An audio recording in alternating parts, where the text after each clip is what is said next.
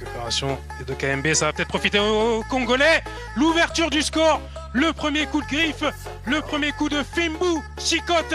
Il est signé de Cédric Bakambu Bakagol qui retrouve la mire. Il avait marqué face au Soudan du Sud après près de 2 ans de disette. Et là, rebelote dans ce match coup près face au Sénégal. C'est lui qui vient libérer le stade des Martyrs.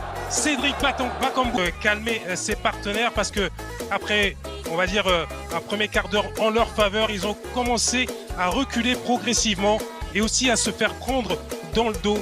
Et cette fois-ci, c'est Cédric Bakambu, après cette récupération haute d'Edo Kayembe, qui est venu mystifier Edouard Mendy pour ouvrir la marque.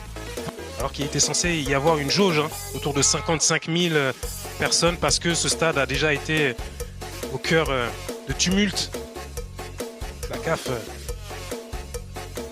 avait dû intervenir. Attention à ce débordement des Yameshak, le centre de l'ailier de Young Boys de Berne, où il y a Yohan Wissa qui a tenté et qui a réussi à finir. Ça fait déjà 2-0, mais ces léopards sont décidément très précis.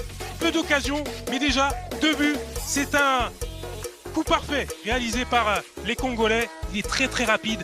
Et regardez comment il a éliminé El Hadj Malick Diouf. Puis ensuite, Kalidou Koulibaly. Le plus dur était fait derrière. Il y a la glissade d'Edouard Mendy et Yohan Wissa en 2 temps qui vient ajuster le gardien de l'Al Ahly. Yohan Wissa qui inscrit son 8e but avec les Léopards de la RDC. Qui vient encore plus rapprocher les Congolais d'une qualification. Et ce n'est pas fini. Côté sénégalais avec Iliman Ndiaye qui repique. Pape Gueye qui n'a pas de solution à gauche. Il est obligé de revenir vers Iliman Ndiaye, le joueur d'Everton qui se met sur son pied gauche. Et la réduction du score, elle est signée Pape Gueye.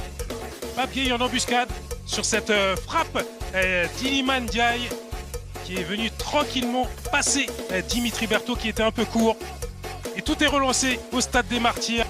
Au duel, il a pu rentrer tranquillement dans la surface de réparation, glisser son ballon au 2e poteau. Et puis Pape Gueye qui a pris de vitesse Chancel Mbemba et Dylan Batoubin-Sika, totalement statique. Pape Gueye, le milieu de Villarreal, qui est venu finir à Koulibaly. Extérieur du pied vers Sadio Mané, la déviation qui va peut-être profiter à Nicolas Jackson. Et oui, l'égalisation de l'attaquant du Bayern Munich, le petit extérieur de Kalidou Koulibaly qui a surpris la charnière centrale des Léopards.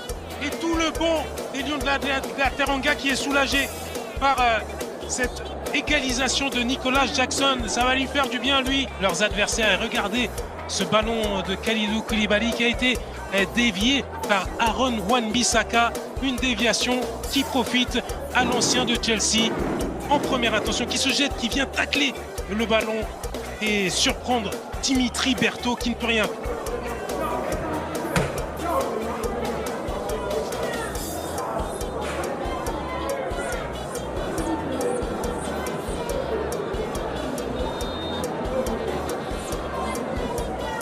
Fond de Crépin Diatta et le but du 3-2, c'est fait pour les Sénégalais alors qu'il y a une position de hors-jeu. Ils sont tous stupéfaits, ces Lions de la Teranga. Ils pensaient avoir renversé la situation. C'est sûr que de cet angle-là, ce sera difficile de vous déterminer la position de hors-jeu, mais j'ai du mal à imaginer qu'il y a un hors-jeu sur cette Malabo. D'une trêve en octobre avec de l'enjeu. Allez, peut-être une nouvelle occasion sénégalaise avec ce centre en retrait. Et ça fait 3-2. Le pétard qui vient d'être inscrit sur la niche du but de Dimitri Berthaud.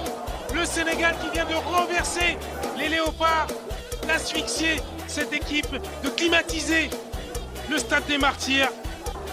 Et les Sénégalais ne sont jamais restés la tête dans le seau.